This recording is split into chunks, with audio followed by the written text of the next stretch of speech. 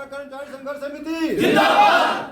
साथियों मैं कहूँगा जरा प्रधान को भी जोश दिलाओ, इसने बहुत मेहनत किया है, हमें भी नहीं बैठने देता चैन से, हर जगह लेटरबाजी करने में इसका हाथ है। मैं कहूँगा बलेश्वर सिंह संघर्ष करो, आप कहोगे हम तुम्हारे साथ हैं। बलेश्वर सिंह संघर्ष करो, हम तुम्हारे साथ हैं। बलेश्वर सिंह संघर्ष करो, हम तुम्हारे साथ हैं। भेजेंगे और पीएफ कार्यालयों को लगा दी जाएगी। तो हमने कहा कि पीएफ कार्यालयों को हर आदमी पहुँच नहीं पाएगा, तो उसके लिए हम आपको भेज देंगे वेबसाइट स्लिप, और एक पीएफ की जो स्लिप है वो रखे रहो, वो भर के भेजना जरूरी है। उसने ये भी कहा कि हर आदमी से भरवा देना, वो हमें चाहिए, बाद में जो होगा देखी जाएगी। इसलिए आप लोग इस बारे में थोड़ा सतर्क और तो उसका वहाँ से कुछ ऑर्डर हो अपने आप हेरा फेरी ना करे, अगर करेगा तो जिम्मेदार इसका ये होगा। जितने बुजुर्ग हैं सीनियर सिटीजन सारे जान देने को तैयार हैं। अगर यहाँ हम लोग किसी को मार तो सकते नहीं, जिम्मेवार जीएम होगा। हाँ सीधी बात है, बहुत बर्दाश्त हो गया। भाई पहले तो एक हमारा साथी जो गुजर गया राजकुमार था 200 क्वार्टर का, कहूँगा कि 2 मिनट के लिए उसके लिए मौन करें, फिर हो जाए।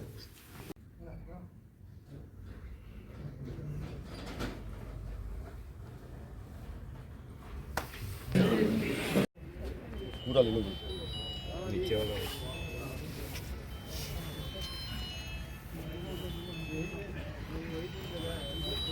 संघर्ष समिति जिंदाबाद। संघर्ष समिति जिंदाबाद।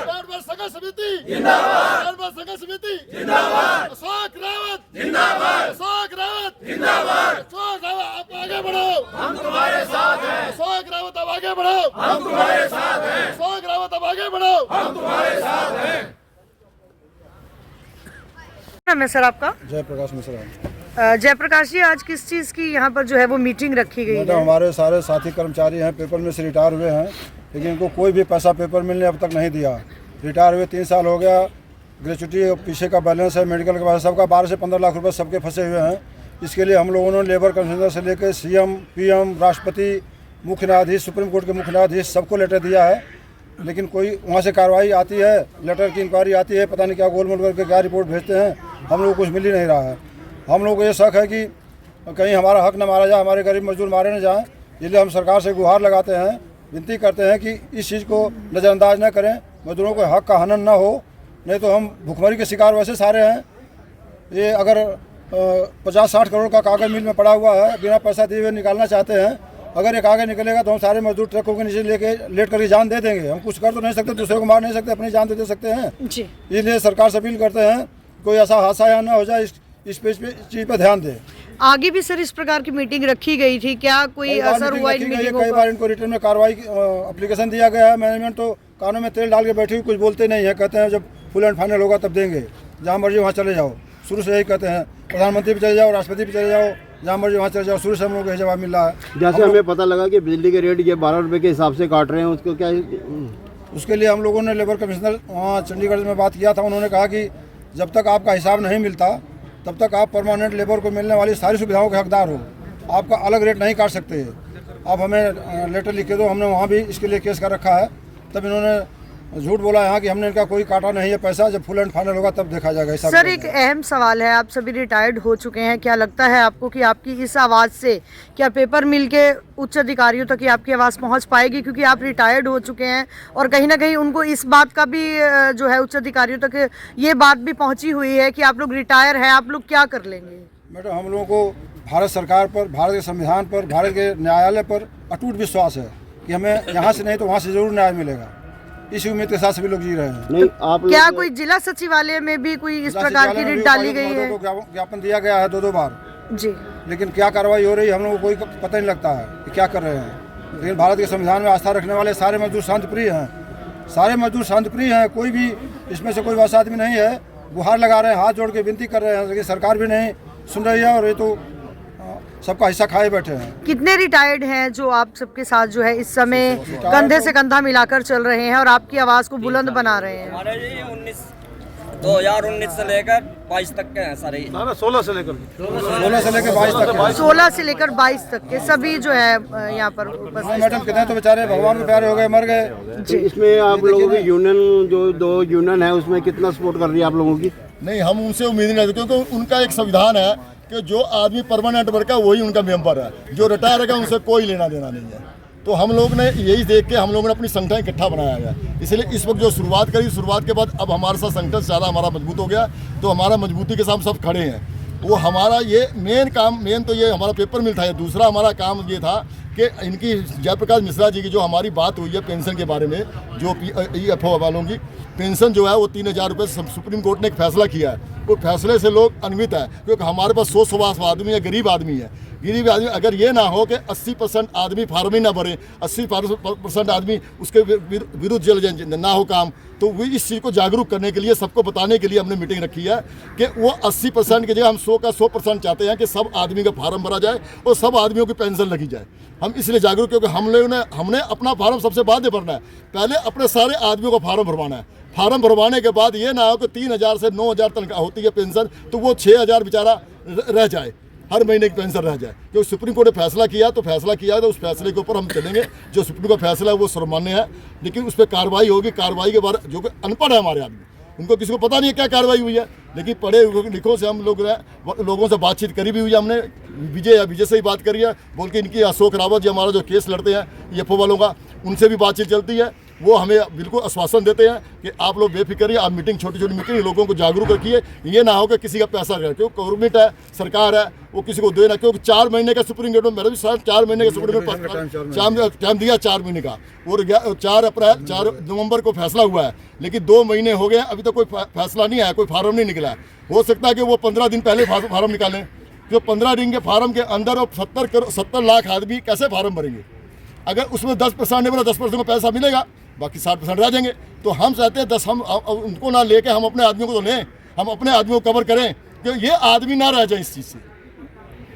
हम बाकी मिल का हमारा तो काम है ही है, उसके लिए तो हम उसके लिए लड़ते ही रहेंगे। पैसा हमने सबका दिलाना ही दिलाना है, और उसके लिए जान देनी चाहिए, जान भी देंगे, लेकिन माल नहीं निकलने देंगे बिल्कुल ही, बगैर पैसे लिए माल तो बिल्कुल ही नहीं निकलने देंगे। क्या आपका मैसेज सर रहेगा सरकार के लिए? मेरा तो आप लोगों से यही रिक्वेस्ट है, हाथ जोड़ के विनती करता हूँ जी, हम बुजुर्ग आदमी हैं, बूढ़े आदमी हैं, बहुत गरीबी की हालत में सारे के सारे गुजर रहे हैं जी।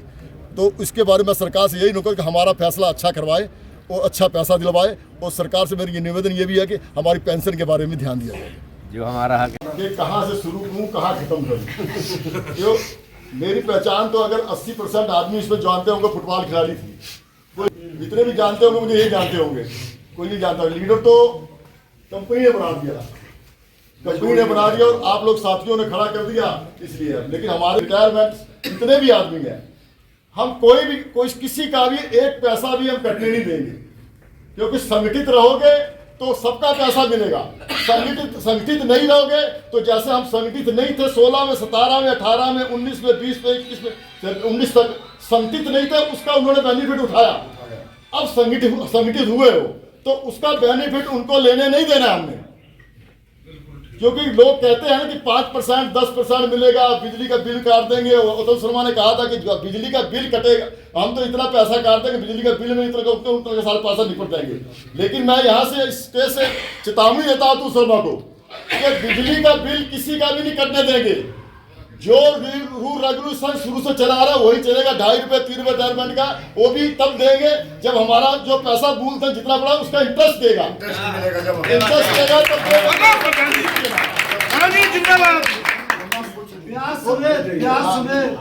13 लाख हर आदमी का है, कुछ ना कुछ टेम्पररी वाला को जरा कम होगा, लेकिन बाकी पक्का आदमी जो है उनका 12-13 लाख सबका जमा है, सबका जो 19 से 18 से 17 से 16 से सबका पैसा जमा है। वो सबका पैसा जमा, उस पैसे का हमने पूरा इंटरेस्ट भी लेना है, क्योंकि हम लोग गरीब आदमी है, मजदूर आदमी है। हमारा संगठन एक जगह बन गया है, तो इस संगठन को बना के रखना है। अगर हमने पैसा लेना है तो एक आदमी के साथ कोई भी नहीं जाएगा, 2 आदमी के साथ कोई नहीं जाएगा। अगर 50-100 आदमी रहेंगे तो उसके साथ सारे ही, उनकी हिम्मत नहीं है कुछ कर दे। एक बार 20 वालों ने संगठित होने की कोशिश करी, उसके बाद उसकी हिम्मत नहीं पड़ी अतुल शर्मा की कि कोई गलत काम कर दे किसी की। अशोक रावत जी है, इनसे बात हुई, इनके सेक्रेटरी से बात हुई है। उन्होंने कहा कि हम जो पैसा जो है आपको मिलेगा पैसा, जो पेंशन का पैसा। उन्होंने कहा कि हमारी जो उनसे बातचीत चल रही है, एक तो बातचीत चल रही है कम से कम पैसा दिया जाए, कम से कम DA 5,000 हो, उसके साथ DA प्लस कर दिया जाए। ये कह रहा हमारी डिमांड है, उसके लिए जो है पेंडिंग बातचीत पेंडिंग हो गई है, 15-16 दिन के लिए पेंडिंग हो गई है। दूसरा हमने कहा कि हमारी कंपनी तो बंद है, मिश्रा जी ने बात की, मैं भी बैठा था। ऐसा काम नहीं होना।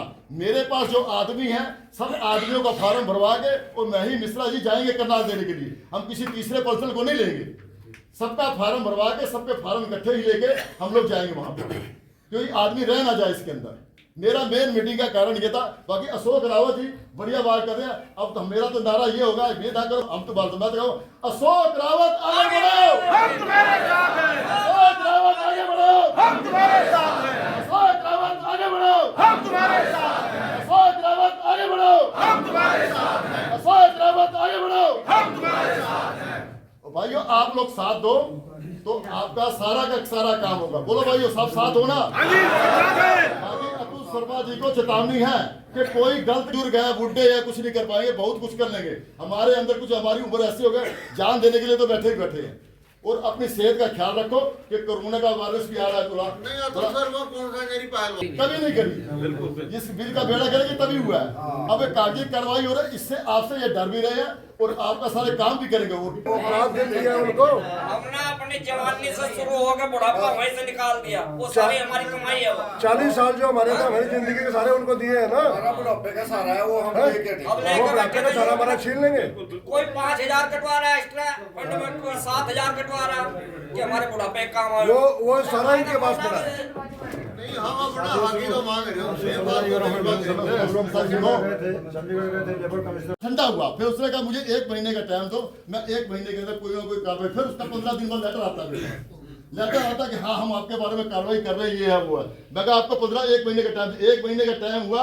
अभी हमने पीछे हफ्ता 10 दिन पहले उसका 1 महीना हुआ, 1 महीने का फिर हमने रिमाइंडर भेज दिया उसको, मुर्मू से राष्ट्रपति को फिर रिमाइंडर भेज दिया। और उसके बनाया गया कि हम गरीब आदमी हैं, हम मजदूर आदमी हैं, हमारे पास पैसा नहीं है केस लड़ने का। अगर हमारे साथ एनसीएलटी ने कि कोई भी हमारे साथ गलत नतीजा घोषित किया, कोई भी गलत काम किया, तो उसके अगेंस्ट हम आपके पास रिक्वेस्ट दे रहे हैं पहले, क्यों हमारा कोई वकील नहीं होगा, हमारा आप हमें वकील भी दोगे, हमारा केस भी लड़ोगे। राष्ट्रपति को 2 रिमाइंडर कर दिए, राष्ट्रपति का दबाव पड़ा उसके लेबर मंत्री पे, भूपेंद्र यादव पे। भूपेंद्र यादव का पीए का फोन आया मेरे पास आगे 1 महीना हो गया होगा, उनका फोन आया मेरे पास फोन आने के बाद वो कह रहे हैं आप प्रधान बलेश्वर सिंह बोल रहे हैं। हाँ जी मैं बोल रहा हूँ, बोलिए। मेरे साथ 10-12 आदमी बैठे, जिसमें भूतपूर्व प्रधान दुर्गा प्रसाद मिश्रा बैठे, रवि बैठा था, राम जन्म बैठा था, ऐसे 10-15 आदमी बैठे। मैंने उसका साउंड कर दिया। साउंड करने का मैंने कहा इनको पता चले कि बात कैसे की जाती है, क्योंकि इन्होंने बात जिंदगी में अच्छी तरह नहीं करी किसी से भी। मैंने साउंड किया, उस साउंड में जो है उस मंत्री के पीए ने बोला कि आप पत्र व्यवहार क्यों कर रहे हो। मैडम सुनो, वो पत्र व्यवहार क्यों कर रहे हो, वो मुझे धक्का मारा कि पत्र व्यवहार बंद करो, आप राष्ट्रपति या प्रधानमंत्री को पत्र लिखते हो, क्यों लिखते हो। मैंने कहा जी हमारा यहाँ मजदूरों का इतना पैसा फंसा हुआ है, हम मजदूर कहाँ जाएंगे। कहता आप स्टेट का प्रोग्राम है, हरियाणा स्टेट से बात करो, आप हमारे पास लेटर देने की कोई जरूरत नहीं है। मैंने कहा जी मेरी बात सुनो, आप हमारे लिए स्टेट की गवर्नमेंट भी बीजेपी की है, सेंटर की गवर्नमेंट भी बीजेपी की है, हमारे लिए कोई फर्क नहीं। आप स्टेट की गवर्नमेंट को इन्फॉर्मेशन करो। कहते आप मुख्यमंत्री और कमिश्नर से लड़ो। मैं कमिश्नर मुख्यमंत्री को हमने लेटर दे दिया है। हमने वहां लेटर देने के बाद भी जब कार्रवाई नहीं होते फिर हमें ऊपर गए हैं, कह रहा ऊपर पत्र व्यवहार बंद कर दिया। उम्र को धक्का मार लगा। मैं एक बात सुनो, पहली बात, मैं आपके फादर की उम्र का होऊंगा और आप बोलने की तमीज सीखो पहले तो, और आप गलत व्यवहार कर रहे हो। और दूसरा ये बात है पत्र व्यवहार बंद नहीं होगा, क्योंकि मेरे पास मजदूर गरीब आदमी है। मैं हर आदमी से 5-5, 10-10 रुपए लेकर 250 रुपए इकट्ठे करता हूँ और 250 रुपए टाइप कराने के बाद मैं एक लेटर लिखता हूँ और उसमें देख लो कितना पैसा लगता है। जिस आदमी के पास पेंशन 3000 हो और उसके बाद पैसा 15 लाख जमा हो अंदर कंपनी में पड़ा हुआ, उसके बाद पैसा नहीं है, तो वो लेटर देंगे 10 रुपए 15 रुपए, वही हमारे लिए बहुत है। तो उसने कहा कि नहीं पत्र व्यवहार तो आपको बंद करना ही पड़ेगा। बात मैंने कहा पहले होता था राजा होता नहीं, राजा तो उसके मंत्री, अगर कोई मंत्री काम नहीं करता था तो राजा के पास मेरे जैसा आदमी या आप जैसे आदमी